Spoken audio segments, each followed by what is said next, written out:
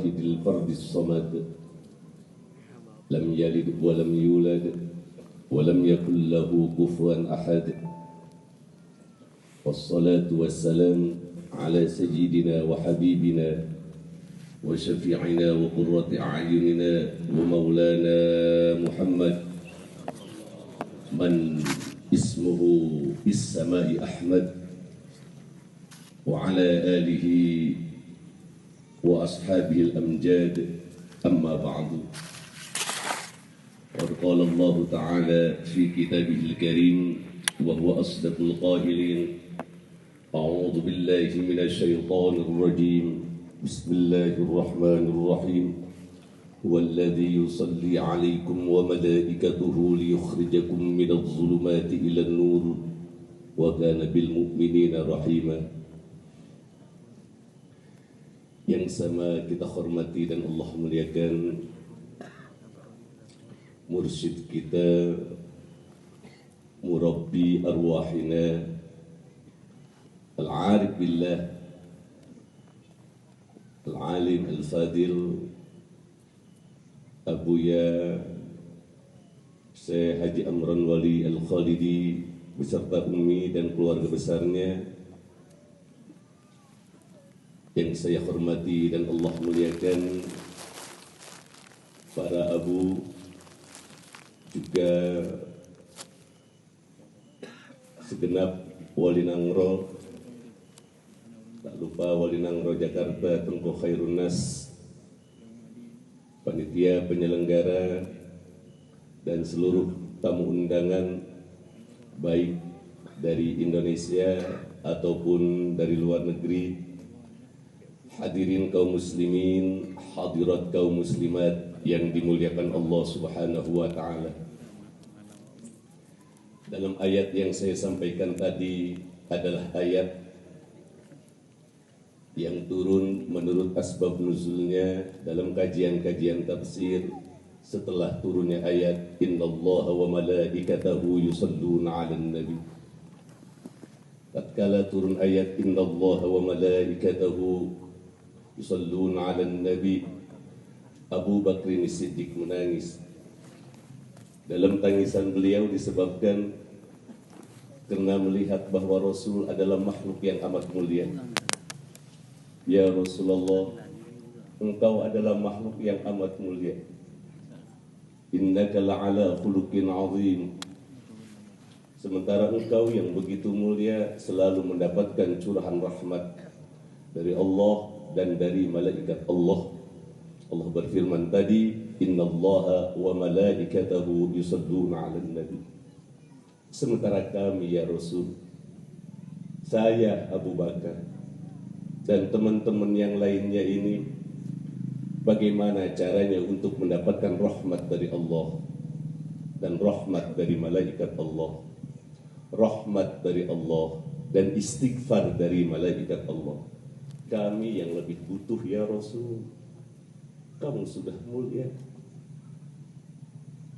kamu tidak akan masuk neraka. Manusia teragung yang namanya sudah dikenal bahkan sebelum Allah menciptakan cahaya langit, cahayamu sudah diciptakan ya Rasul. Kami yang lebih butuh akan rahmat dan istighfar malaikat. Lalu Rasulullah Shallallahu Alaihi Wasallam melepaskan pandangannya ke langit.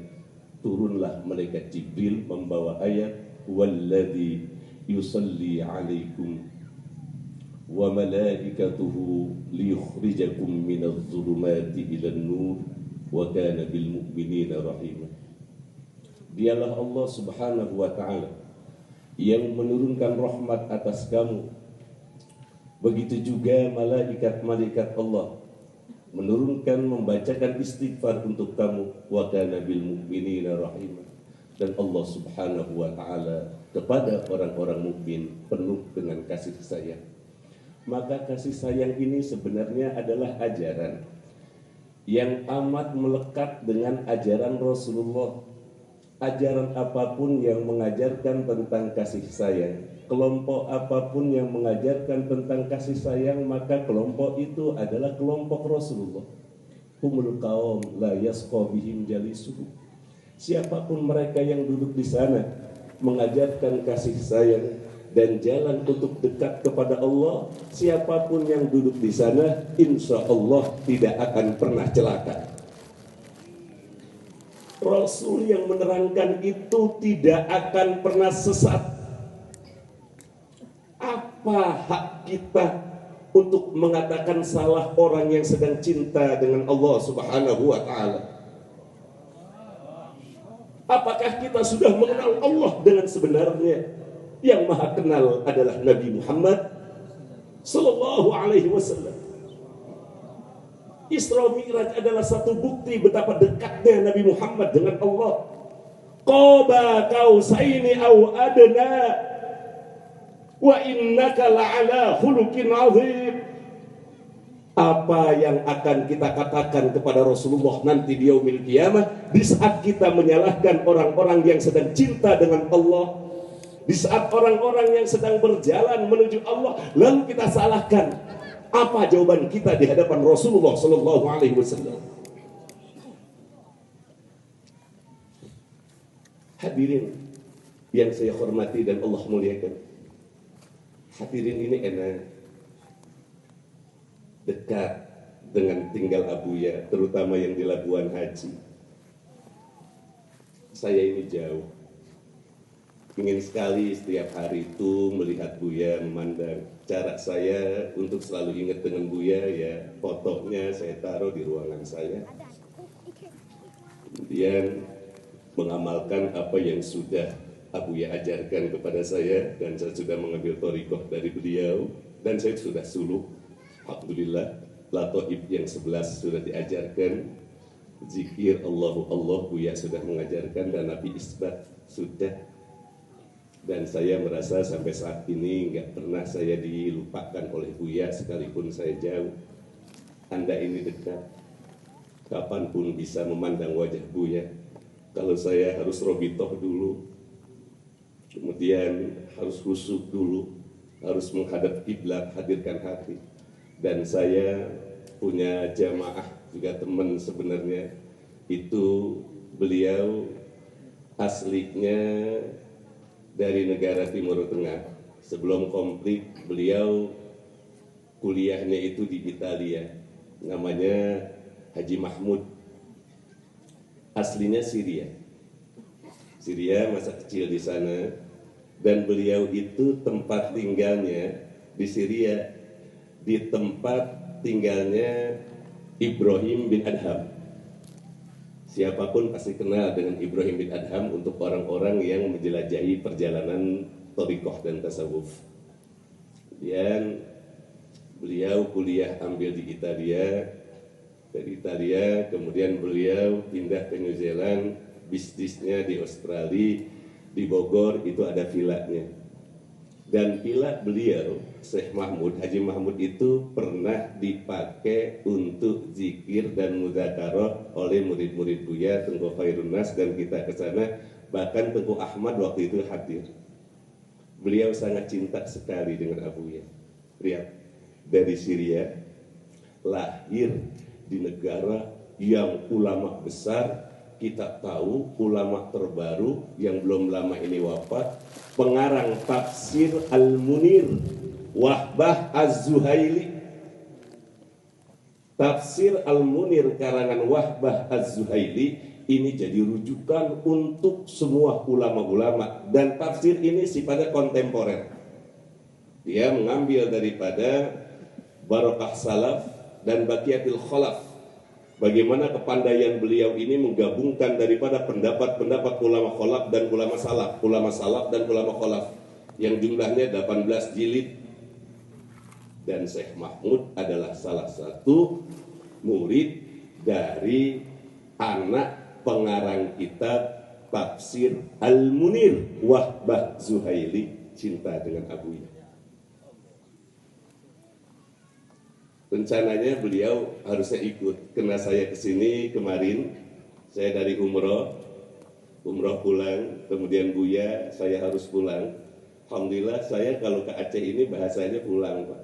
Kata Buya, Haji Jen pulang enggak? Jadi enak, alhamdulillah rumah saya di Aceh. Kata Buya pulang, ya pulang dari umroh cuma semalam. Saya ngisi dulu kewajiban saya malam Selasa di pondok, lalu saya berangkat ke sini. Dan beliau sangat cinta dan ingin sekali datang ke sini. Dan beliau pun akan siap menghadirkan ulama-ulama dari Turki dan ulama-ulama Thariqah yang ada di Australia, ulama-ulama Thariqah yang ada di New Zealand, ulama-ulama Thariqah yang ada di Turki. Dan kegiatan Abuya ini sudah direkam oleh beliau, dan saya lihat rekaman itu di pondok saya Raudatul Hikam ini. Karena kegiatan saya sendiri selalu sama dia direkam dan di-share. Jadi menurut beliau, tatkala Tengku Ahmad menerangkan makalah Buya di villa beliau di Bogor itu, di Sentul itu, beliau tidak ada satupun menyalahkan apa yang ditulis Abuya dan dijelaskan oleh Tengku Ahmad. Ada Tengku Ahmad ya? Ya, semuanya benar. Dan itu sesuai dengan ulama-ulama Thariqah. Oleh karenanya, yang dekat-dekat ini, fa in lam yusibha wabilun fatal. Kalau tidak terkena curahan hujan yang dekat, dengan kita cinta kepada Buya, sekalipun kita belum dekat dengan Allah dan belum ma'rifat, paling tidak rembesannya kena. Kalau kita belum ma'rifat lalu cinta dengan orang yang ma'rifat, kena keberkahan dari kemakrifatan orang yang sudah ma'rifat kepada Allah. Mohon maaf, saya bicara begini, maaf, Buya enggak nyuruh saya. Ini kecintaan saya kepada Buya. Ya kalau tidak, ngapain saya ninggalin pondok pesantren? Maaf, saya punya kewajiban ngajar ngaji jam 8 sampai jam 10, Zohor sampai asar, dari asar sampai jam 5, kemudian maghrib isya, tergantung kelasnya. Terus kelas saya itu saya masuk dari jam 8 sampai jam 10 malam. Dan mereka datang dari jauh-jauh, dari NTB ada, Kalimantan ada, belum lagi dari Pulau Jawa. Kenapa saya kesini? Qadam sidqin, saya ingin berada di belakang Abuya dan mendapatkan keberkahan Abuya. Oleh karenanya, ajaran yang selama ini saya dengar, ajaran yang selama ini disampaikan oleh Abuya, itu sama persis dengan ajaran guru-guru saya sebelumnya. Karena memang hadirin, kakek saya ini pengamal Thariqah, baik kakek dari ibu atau kakek dari bapak. Kakek dari ibu itu kalau setiap jam 12 malam sampai subuh, dulu kan belum masuk listrik di Bogor, itu zikir la ilaha illallah sekuat-kuatnya nyampe subuh. Dan waktu saya kecil, apa ini yang diamalkan kakek? Terus saya ikuti, nanya dengan ibu, terjawab, oh kakek ini ngambil Thariqah Qadiriyah Naqsabandiyah, Mursyidiyah anu. Kakek dari bapak juga saya dengar begitu, pengamal Thariqah. Maka tatkala saya pesantren selesai, waktu itu sudah ngaji Jamil Jawame, kata guru sudah boleh ngambil Thariqah. Saya ikuti langkah kakek saya itu dan langkah guru saya. Pertama saya ambil itu dari Surabaya, Yai Asrori Al-Ishaqi. Beliau mursyid Thariqah Qadiriyah wa Naqsabandiyah. Penggabungan dua Thariqah Qadiriyah dan Naqsabandiyah ini dilakukan oleh Syekh Ahmad Khatib Sambas. Dan beliau menurunkan kemursidan kepada tiga. Yang pertama Syekh Khalil Bangkalan Madura, yang kedua Syekh Tolhah Cirebon, dan yang ketiga Syekh Abdul Karim Tanara Banten. Turun kemudian dari Syekh Khalil Madura turun kepada Yai Romli, dari Yai Romli ke Mursidan Thariqah Qadiriyah Naqsabandiyah, turun kemudian kepada Yai Usmani, dari Yai Usman turun ke Yai Rori, dari Yai Rori ke saya. Ini jalur Surabaya. Beliau meninggal, saya dididik 5 tahun masih belum bisa zikir, belum bisa merasakan ladzat dzikri, apalagi sidqul amal. Sebab di dalam Thariqah yang kita cari adalah sidqul amal, mendapatkan kelezatan beramal sebelum kita beramal. Seperti Rasulullah Shallallahu Alaihi Wasallam, sholat belum datang sudah merasa bahagia. Arifna biha ya Bilal. Rasulullah, bahagiakan kami ya Bilal dengan adzan, sholat sudah datang. Ini perjalanan thariqah. Sebelum sholat kita udah bahagia. Bagaimana kita berbahagia sebelum melakukan sholat? Itu adalah ajaran thariqah. Maka rata-rata orang yang menjalankan thariqah dengan disiplin, tatkala mendengar azan, belum Allahu Akbar, hatinya sudah merasa dipanggil dan berbahagia. Dan kalau itu belum ada, cari hanya ajaran thariqah yang mengajarkan tentang sidqul amal. Jangan mengharapkan ikhlasul amal kalau belum kita dapatkan sidqul amal. Sebagaimana Rasulullah tadi, arifna biha ya Bilal, bahagiakan kami ya Bilal. Berapa banyak orang sekarang tatkala mendengar azan justru dia tertekan.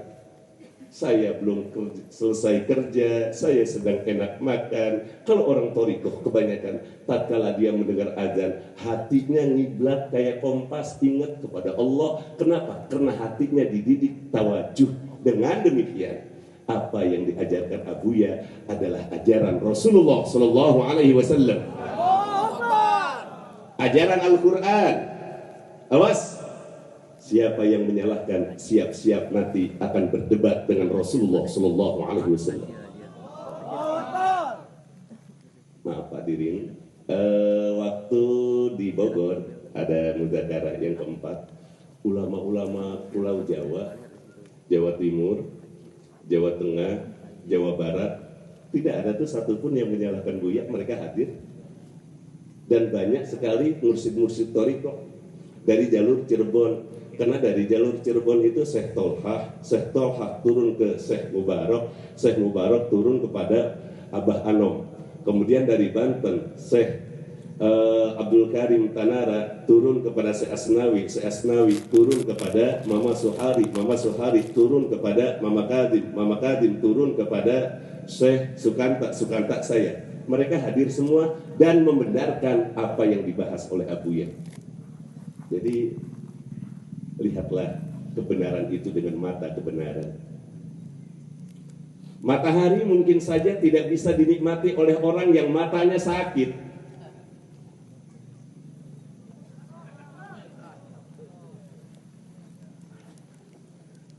Madu yang dia adalah obat, bahkan banyak hadis menerangkan tentang asal, bisa saja dia menjadi racun buat orang yang sedang panas dingin yang sangat tinggi tensinya.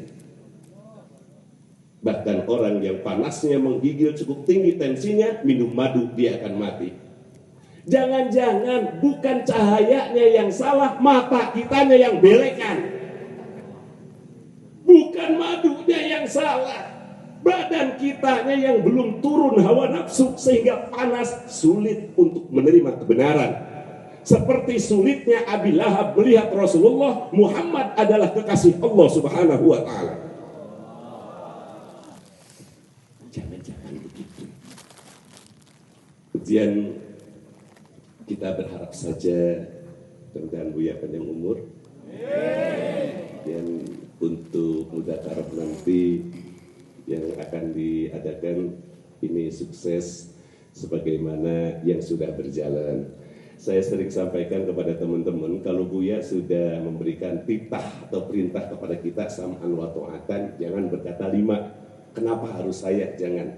Makanya Syekh Abdul Qadir Jailani radhiyallahu an tatkala disuruh duduk oleh Nabi Khidir, uqud hauna salasa sinin, duduk kamu di sini 3 tahun. Duduk, enggak kemana-mana dan enggak pernah bertanya kenapa harus 3 tahun, kenapa harus di sini, kenapa harus saya.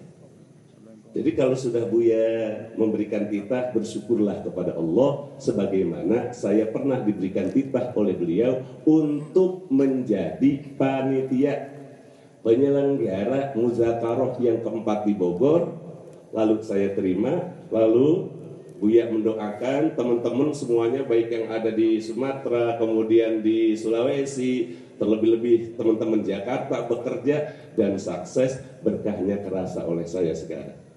Tanah yang kemarin dipakai muzakarah nih untuk begini, sekarang sudah selesai pemancangannya, itu akan kita bangun 2 tingkat, tinggi 12 meter, dan bisa menampung jamaah 5.000, dan itu berkah doa muzakarah yang keempat. Makanya dalam hidup ini sebenarnya tergantung niat kita. Kalau kita memberi 1 gelas air kepada orang, lalu kita ingin mendapatkan ridho dari Allah, segelas air ini menjadikan sebab kita mendapatkan ridho Allah. Kalau kita memberikan segaribah air yang banyak, kita memberikan 1 gentong air, tapi ngasihnya tidak dengan cinta, segelas air pun tidak akan pernah dibalas oleh Allah. Langkah bapak-bapak ke sini kalau memang ingin wusul ke Allah, cinta kepada Allah, tidak ada satu perbuatan pun yang Allah tidak dibalas oleh Allah. Dan kita akan mendapatkan keberkahan-keberkahan seperti orang-orang yang telah diberkahkan oleh Allah. Sebab ulama menerangkan wal jaza min jinsil amal. Balasan itu ada dari jenis perbuatan. Kalau kita kumpul di sini mendoakan para wali, maka kita akan mendapatkan pahala yang pernah Allah berikan kepada wali-wali Allah. Kalau kita kumpul di sini supaya Allah menurunkan rahmat kepada Nabi kita dalam acara maulid, wal jaza min jinsil amal, maka kita pun akan mendapatkan keberkahan dari sholawat kita melalui Rasulullah Sallallahu Alaihi Wasallam.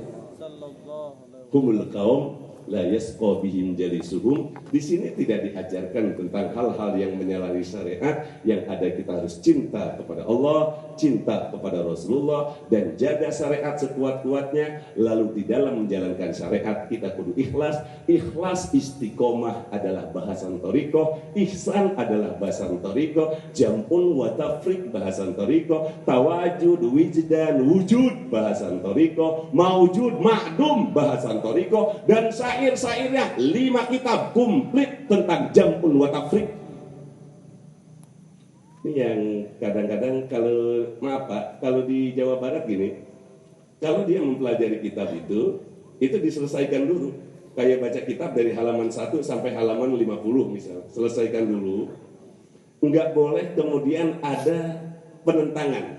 Jalanin, kemudian pahami oleh kita sekemampu kita. Kalau tidak mampu, kemudian tanyakan dengan orang yang mampu. Fasallim li ahlillah. Kalau Anda tidak paham, pasrahkan kepada yang paham. Buat yang paham, masalah sulit gampang.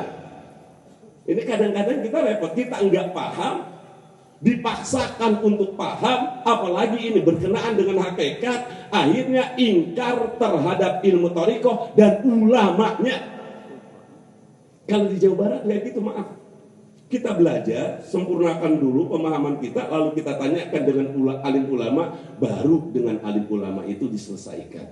Maka tidak ada. Makanya saya bilang, aneh ya di sini mah orang jikir sesat, aneh yang nggak sesat apa ya? Jangan-jangan yang jinah itu nggak sesat itu, yang maling kagak sesat,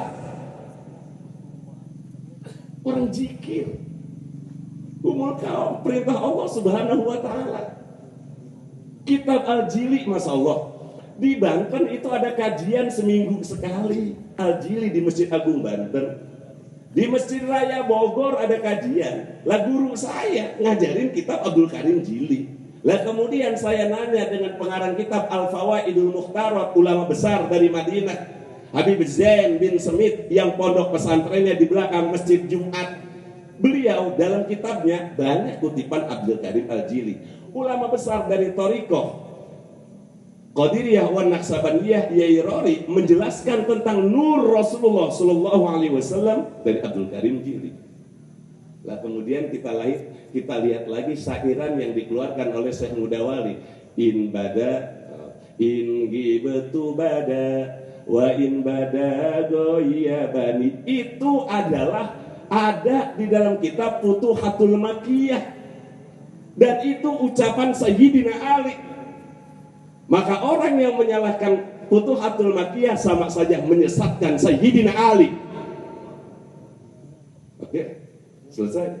Maka belajarlah yang cerdas. Maka di dalam santri itu ada yang namanya kitab Munadharah, kitab debat. Munadharah itu nama kitabnya adalah karangan daripada mazhab Abu Hanifah. Itu diajarkan bagaimana cara santri ngemanun, kemudian nggak i'tirad, sehingga di dalam berdebat itu memang enak.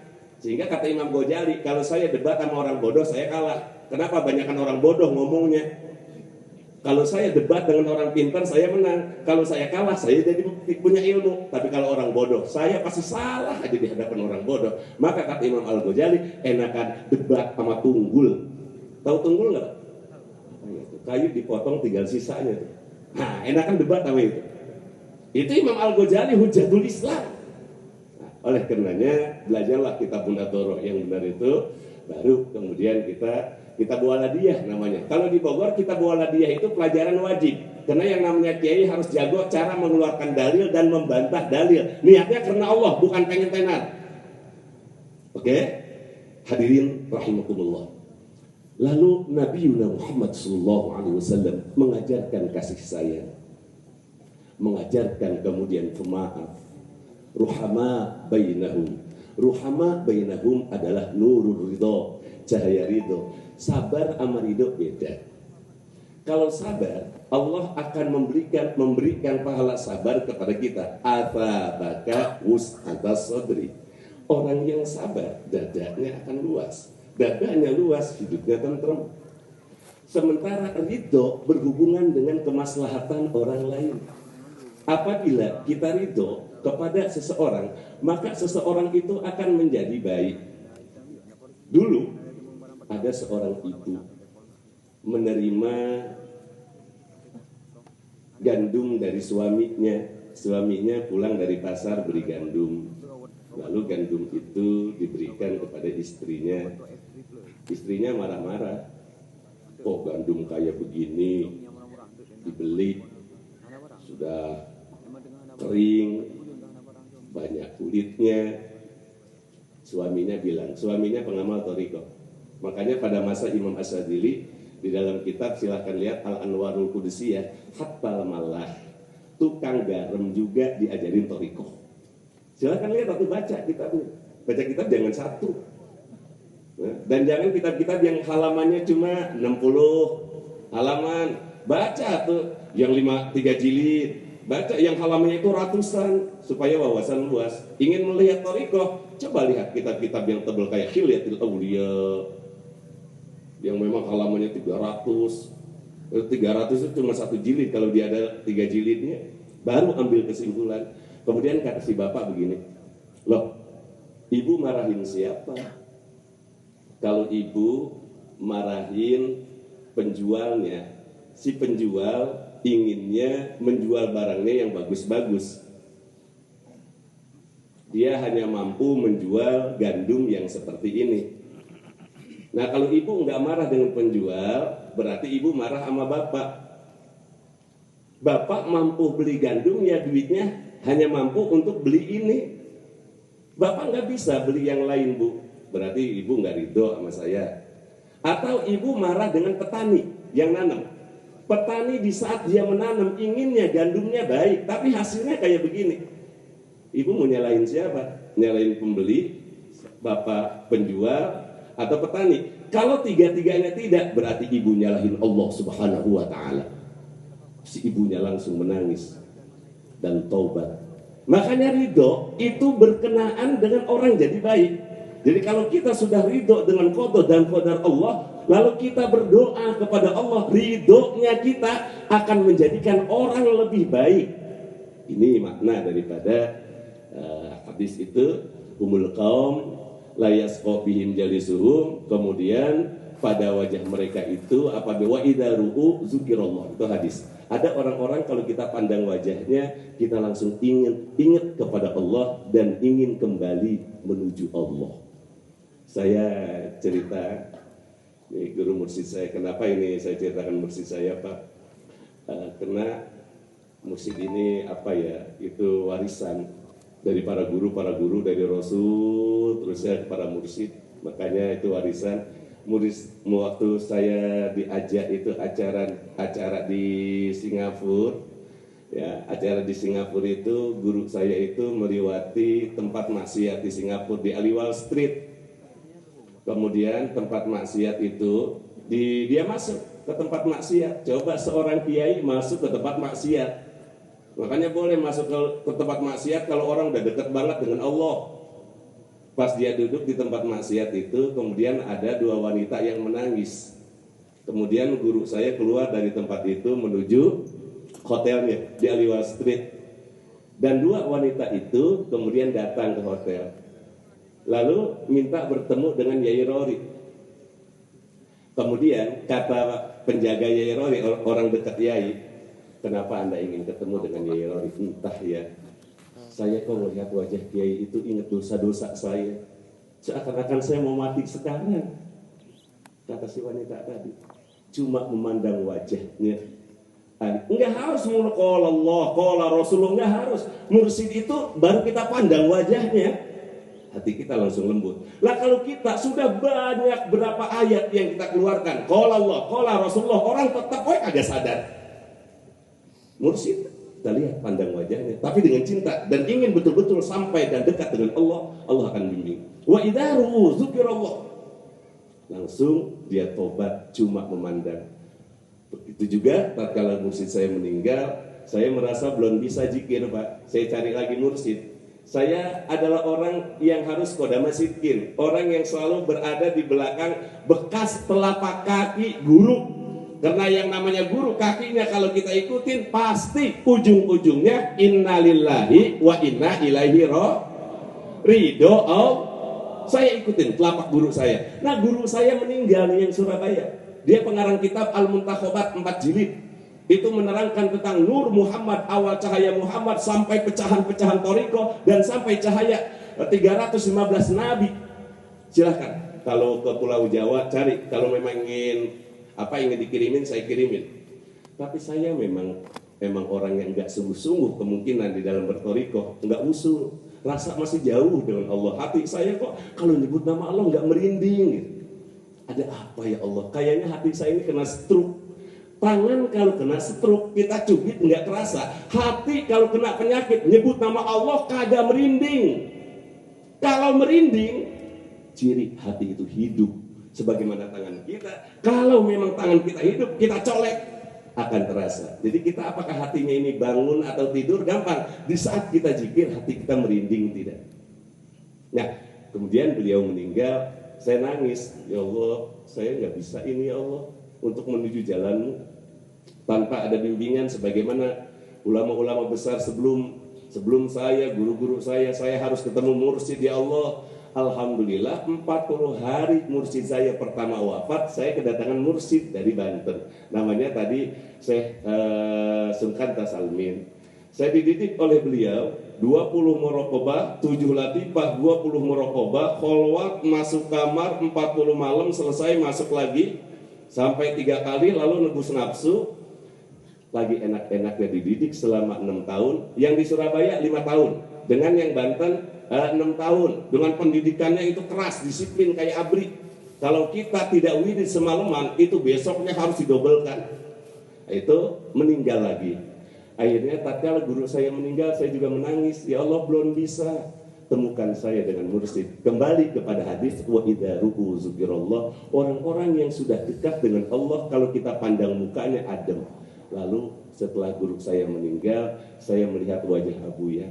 Saya nggak tahu wajah ini adanya di mana. Ya, supaya tahu sejarahnya, ya Allah ini wajah adanya di mana.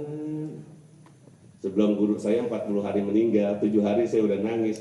Alhamdulillah, kemudian di Cibinong itu ada anak dari Acehnya kebetulan di Malabo. Cobalah cari wajahnya begini-begini, cari pokoknya mursyid mana saja. Nanti kalau wajahnya sudah dilihat, kirim fotonya. Itu udah nyari kemana-mana, apa di Jawa Barat udah, di Bandung udah, di Tasik udah. Ternyata enggak ada. Pas lari kemudian ke sini dan dia dibawa oleh Opung. Jadi kalau Bang Peri ini ketemu Buya diantar Opung, sementara saya bertemu Buya diantar langsung oleh Tengku Khairunas.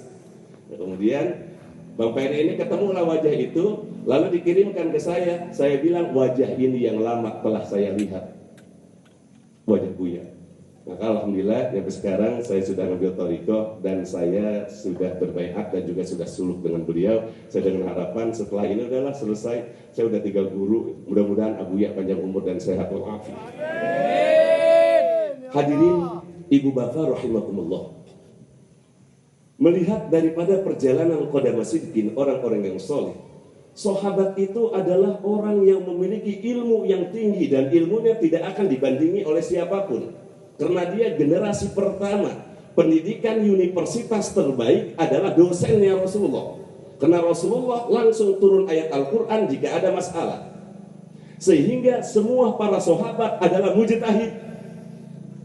Bagaimana Mu'adz bin Jabal tatkala dikirim ke Yaman, dadanya ditunjuk untuk memutuskan apabila tidak dalam Al-Quran, hadis. Kalau hadis tidak, dengan pikirannya. Maka semua para sahabat udul, orang-orang adil dan mujtahid. Mari kita lihat bagaimana sikap sahabat di dalam mengatasi perbedaan pendapat. Lafaz hin, kalau kita ngaji nahu atau baca Al-Quran, baca hadis, itu ada kalimat hinun. Hinun ini isim zaman ghair muayyan, nama waktu tapi saat waktunya berapa lama, itu nggak ada ketetapan. Apakah hin itu sehari semalam, apakah hin itu sebulan atau seminggu? Kalau syahrun sebulan enak, 29 hari, 30 paling banyak, kalau hitungannya adalah komariah. Lah kemudian kalau kita kalimat yaumun berarti 24 jam, ya kan?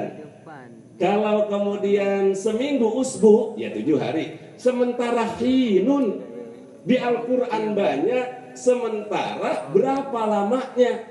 Bingung sahabat semua. Kenapa ini dipertanyakan kalimat hin? Karena ada satu sahabat yang berkata begini, saya tidak akan mendekati istri saya sampai hinin. Sampai hin. Hin ini waktu, tapi berapa lama? Akhirnya sahabat ini nanya kepada Abu Bakar, Abu Bakar, hin itu menurut kamu berapa lama sih? Kata Abu Bakar mah abadal abidin, selama-lamanya. Berarti kalau kamu berkata, saya tidak akan mendekati istri saya sampai hin, saya tidak akan mendekati istri saya selama-lamanya sampai wafat. Ini sahabat langsung mukanya merah. Ya Allah, ini kalimat hin doang. Tapi ini kan menurut Abu Bakar. Sementara Rasulullah bersabda, ashabikan nujum bil ihtidah, sahabatku bagaikan bintang-bintang. Jadi ilmu diserupakan dengan bintang, tauhid diserupakan dengan qamar, ma'rifat diserupakan dengan samsun matahari. Majaz isti'arah tasrihiyah. Kalau kita menggunakan majaz ini boleh ya, majaz isti'arah tasrihiyah. Boleh juga diperjalankan kepada majaz isti'arah makniyah. Cuma isti'arah makniyah tasbihan bin nafsi, karena ada musabah, musabah bihnya dibuang. Berarti harus ada lazimul musabah bih. Itu ilmu balaghah. Gak harus kita panjang-panjang ngomong ke sana. Hadirin rahimakumullah. Abu Bakar berpendapat hin itu seumur-umur, selama-lamanya. Maka kamu tidak boleh mendekati istri kamu selama-lamanya. Tapi sahabat yang tadi berkata, masih ada 3 sahabat lagi, Sayyidina Umar, Sayyidina Utsman, Sayyidina Ali. Sementara semuanya dibenarkan oleh Rasulullah. Akhirnya sahabat yang tadi itu, dia bertanya kepada Sayyidina Umar, Sayyidina Umar, menurut kamu hin itu berapa lama sih? Sayyidina Umar berkata, hin itu lamanya 40 tahun. Oh, turun. Kalau Abu Bakar masih umur hidup, kalau Sayyidina Umar 40 tahun. Artinya saya tidak akan mendekati istri saya selama 40 tahun. Alhamdulillah turun dari selamanya jadi 40 tahun. Tapi ada Sayyidina Utsman. Kali-kali saja Sayyidina Utsman ini lebih ringan. Dia tanya sama Sayyidina Utsman, ya Utsman, hin itu waktu berapa lama? Sayyidina Utsman ngejawab, hin itu cuma sehari semalam. Hin itu cuma 1 tahun. Sayyidina Utsman, hin itu cuma 1 tahun. Kalau Abu Bakar selama-lamanya, Sayyidina Umar itu 40 tahun, kemudian Sayyidina Utsman 1 tahun. Ada satu lagi Sayyidina Ali, saya mau nanya lagi, kali-kali aja nurun. Benar juga Pak Ali, menurut kamu hin itu berapa lama? Jawaban Sayyidina Ali, hin itu cuma sehari semalam. Alhamdulillah. Akhirnya ini sahabat nanya kepada Rasulullah, ya Rasulullah, saya punya janji tidak akan mendekati istri saya sampai hin. Saya bingung, Abu Bakar berkata seneng-eneng itu apa ya? Bahasa Sunda itu Pak. Selama-lamanya. Bahasa Aceh susah Pak. Tapi Mudah-mudahan saya bisa bahasa Aceh ya. Padahal sudah banyak ini makan air Aceh dan makanan Aceh ya, semuanya enak-enak, terutama kopinya. Nah, kalau ingat kopi Aceh udah segan pulang gitu. Enak, perut ini nggak sakit. Kalau kopi Bogor saya ngopi 2 kali kembung hadir. Sini enggak, alhamdulillah. Tapi bahasa Aceh belum bisa, sedang belajar sih sedikit-sedikit. Ya, haba mah tahu hadirin rahimakumullah. Nah, kemudian Sayyidina Utsman itu 1 tahun, Sayyidina Ali cuma sehari semalam. Akhirnya 4-empatnya dipanggil oleh Rasulullah Sallallahu Alaihi Wasallam karena ini masalah hukum halal haram. Tuh kalau bicara halal haram, hitam putih, hati-hati. Hubungannya dengan Al-Quran, hubungannya dengan Allah, nggak boleh ada hawa nafsu. Dipanggil 4-empatnya. Abu Bakar, sini. Benarkah kamu menjawab bahwa hin itu adalah seumur hidup? Benar ya Rasulullah. Mana dalilnya Abu Bakar?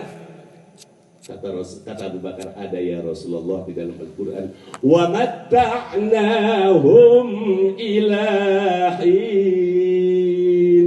Ada hin nggak ada? Aku kasih kenikmatan kepada mereka sampai yang tidak ada habis-habisnya. Maka menurut saya ya Rasulullah, orang ini tidak boleh mendekati istrinya seumur hidup. Sebagaimana Allah memberikan nikmat enggak putus-putusnya sampai orang itu wafat menghadap Allah. Oh, benar Abu Bakar, dibenarin. Terus kata Rasulullah sama sahabat itu, ya udah sahabat pakai Abu Bakar. Enggak ya Rasul, kelamaan. Masih ada ya Rasul, Sayyidina Umar. Umar, kamu berkata hin itu adalah 40 tahun. Mana dalilnya? Begitu kalau debat tanya dalilnya. Tak kalau orang udah ngasih dalil dia sudah. Dia ngasih dalil kitabnya disalahin, dia repot. Kalau betul punya dalil lain, keluarkan kitab itu aduk, baru nanti kita bicara thariqah. Apakah ini Alawiyin? Memang beda Pak. Kalau thariqah Alawiyin kayak Haddadiyin misalnya, itu thariqah yang melalui jalur baca sholawat. Beda. Kalau thariqah kayak kita Naksabandiyah, kemudian Qadiriyah, Tijaniyah misalnya, atau Rifaiyah, itu thariqah yang memperbanyak zikir dengan kumpul-kumpul begini. Jadi jangan kemudian thariqah Qadiriyah atau Naksabandiyah didebat melalui dalil thariqah Haddadiyah. Itu jadi nggak fair debat begitu. Kenapa? Beda-beda merek. Ini kadang-kadang lucu kan? Kok ngedebatnya pakai kitab itu ya? Makanya kalau debat itu jangan salahin kitabnya. Kalau mau keluarin dalil, mana kuat, baru adu dalil. Itu namanya ilmu munadharah. Kalau di Bogor wajib tuh belajar itu, supaya jangan debat ujung-ujungnya pada berantem. Itu di Pulau Jawa. Kemudian hadirin rahimakumullah, Sayyidina Umar berkata 40 tahun. Kata Rasulullah, mana dalilnya hai Umar? Ada ya Rasulullah dalam Al-Quran. Hal ata 'alal insani hinun tuh. Hinun minad dahri lam yakun syai'an madhkura. Bukankah telah datang kepada manusia satu waktu, pada saat itu manusia enggak disebut apa-apa. Perpindahan dari telinga ke kuping tatkala Allah menciptakan Nabi Adam 40 tahun. Dari mata ke hidung 40 tahun. Maka hin menurut saya ya Rasul 40 tahun. Kata Rasulullah, benar kamu ya Umar. Abu Bakar benar, Umar dua lagi kan. Sayyidina Utsman, hai Utsman, kamu berkata bahwa hin itu cuma 1 tahun. Mana dalilnya? Ada ya Rasulullah di dalam Al-Quran. Tukti ukulaha kullahin. Pepohonan itu memberikan buahnya, masa panennya setahun sekali. Maka menurut saya ya Rasulullah, hin itu adalah 1 tahun sekali seperti musim panen buah. Kemudian apa? Kata Rasulullah, benar kamu ya Utsman. Ali, ente kok sedikit amat sehari semalam? Pergantian siang dan malam itu ya Rasulullah, sehari semalam membaca tasbih. Tatkala matahari terbit, tatkala matahari tenggelam, dari terbit ke tenggelam itu sehari semalam. Maka Sayyidina Ali berpendapat itu adalah tenggelam matahari dan terbitnya. Kemudian Sayyidina Utsman musim buah, Sayyidina Umar penciptaan manusia, Abu Bakar berkenaan dengan ayat Nabi Nuh seneng-eneng seumur hidup. Semuanya dibenarkan oleh Rasulullah Sallallahu Alaihi Wasallam. Akhirnya sahabat diarahkan oleh Rasulullah, silahkan sahabat, kamu mau pakai yang mana? Saya mau pakai Sayyidina Ali saja ya Rasulullah. Dan tidak disalahkan karena semua mereka mujtahid dan pinter-pinter. Apa yang tidak dibahas oleh Buya tentang makalah, dan sampai sekarang makalah Buya saya kumpulkan dengan harapan anak cucu saya nanti bisa membaca makalah Abuya. Jangan sampai dia mengenal Abuya hanya nama dan foto. Saya ingin mereka mengenal Abuya, santri cucu saya, anak-anak saya mengenal Abuya dari makalahnya. Saya rawat sampai sekarang. Mana Tengku Fahri ya, saya pernah minta tolong kumpulkan ke Tengku Khairul Nas, saya minta. Kena kalimat-kalimat yang ini keluarnya beda dengan kita hadirin. Keluar dari orang-orang yang hatinya ma'rifat. Boleh kagak kita memuji guru setinggi-tingginya? Boleh, tapi ada batasan. Jangan jadikan guru seorang nabi. Karena nabi sudah ditutup oleh Rasulullah SAW. Kalau guru kita anggap wali, boleh. Dan kalau kita menganggap guru kita wali, Pak, insya Allah kita akan mendapatkan berkah wali. Sekalipun kita bukan wali. Makanya para wali-wali Nangro itu wali-wali kecil. Asyidku fi ilmi hada fathun minallah. Membenarkan ilmu kami ini, kata Junaid al-Baghdadi, dia sudah mendapatkan butuh dari Allah. Wali kecil kena wali Nangro membenarkan akan perjalanan para wali. Hadirin rahimakumullah, poinnya banyak lah yang mau disampaikan tentang perjalanan thariqah ini. Jadi at-turuq ilallah bi'adadi anfasil khalaiq. Jalan menuju Allah itu sejumlah napas makhluk. Coba ibu bapak kita napas sehari berapa kali? Bahkan kalimatnya khalaiq, jamak taksir. Makhluk ada yang terbang, kemudian ada yang di air. Dari yang terbang ada yang hanya binatang kecil dan binatang besar sampai binatang merpati misalnya. Dan jalan menuju Allah itu sejumlah napas-napas makhluk. Maka perbedaan di dalam thariqah itu biasa. Karena jalan menuju Allah itu bisa dari bab sabar, dari pintu sabar, dari makom sabar, dari makom juhud, dari makom puasa, dari makom sholat tahajud. Dan pengalamannya beda-beda. Saya pernah ketemu waktu di Baghdad. Di Baghdad saya ziarah ke makam Syekh Abdul Qadir Jailani radhiyallahu anhu.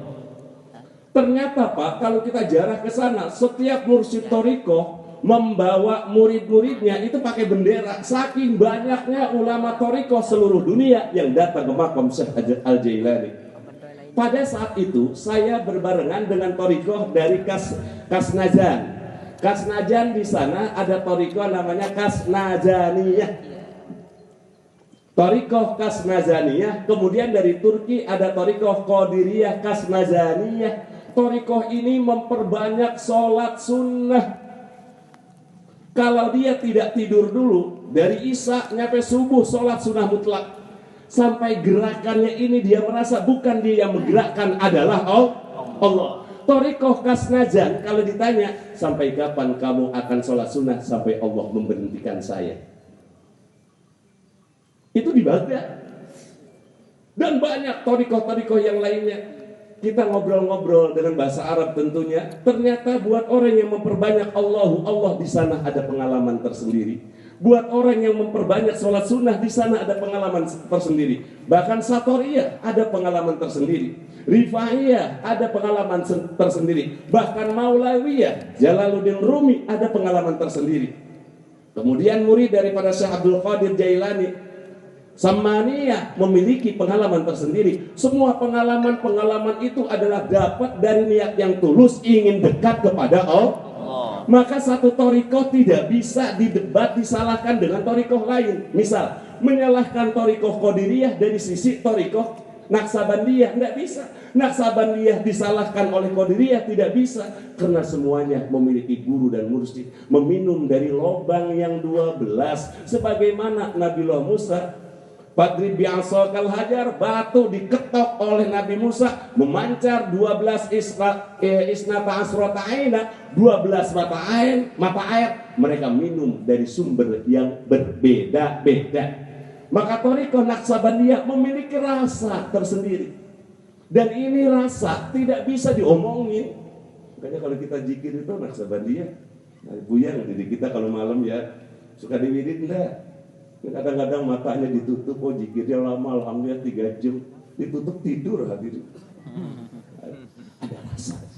Mari, mudah-mudahan kita mendapatkan rasa itu ya. Pokoknya gini Pak, kita nggak jadi wali, kita punya guru yang wali, maka insya Allah kita akan berada di belakang wali. Ya Rabbal Alamin. Jadi thariqah ini sudah jelas sekali. Bahkan thariqah yang terbaru ini yang di Indonesia, thariqah Wahidiyah, yang oleh ulama-ulama Indonesia sedang diramaikan, apakah dia muktabaroh atau tidak? Jawaban alim ulama muktabaroh, seperti thariqah Tijaniyah. Karena thariqah Tijaniyah ini dia bai'atnya itu bai'atul barzahiyah. Kenapa? Karena tidak ada thariqah yang paling dekat silsilahnya kecuali Ahmad At-Tijani, yang thariqah ini berkembang di mana? Di Maroko. Dan saya pernah kedatangan ulama Maroko dari thariqah tadi Tijaniyah. Kalau thariqah Tijaniyah, Ahmad At-Tijani langsung ke Rasulullah.